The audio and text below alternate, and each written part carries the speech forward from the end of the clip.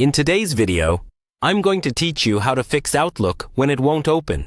If you're clicking on Outlook and nothing happens, or it briefly flashes on your screen and then disappears, don't worry. In this walkthrough, I'll guide you through a clear step-by-step process to get Outlook running again, starting from the simplest checks and moving toward more advanced fixes. You don't need to be super technical to follow along. Just go slowly and pause the video when you need to. First, let's start with the basics.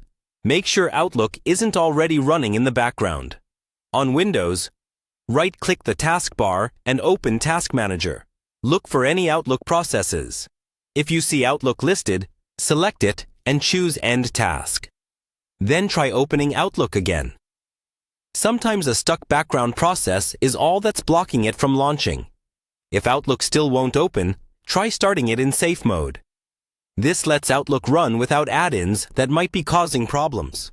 Hold down the Windows key and tap R to open the Run dialog.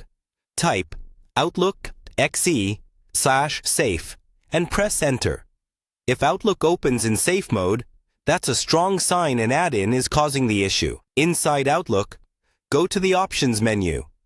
Find the Add-ins section and disable all add-ins. Close Outlook, then open it normally. If it now works, you can re-enable add-ins one by one to find the problematic one. Next, let's repair your Outlook data file, also known as the PST or OST file. Close Outlook completely. Then open File Explorer and navigate to your Office installation folder, where you'll find a tool called Scan PST or Inbox Repair Tool.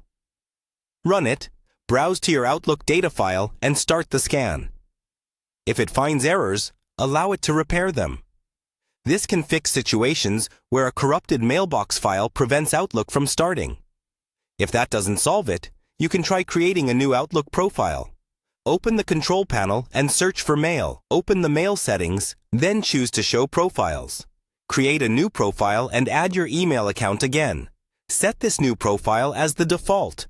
Then try opening Outlook. A damaged profile is a common cause of launch failures. Finally, if none of those steps work, use the built-in Office repair feature. Go to your system's apps or program settings. Find Microsoft Office.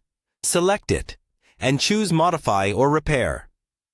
Start with a quick repair, and if Outlook still won't open, run an online repair.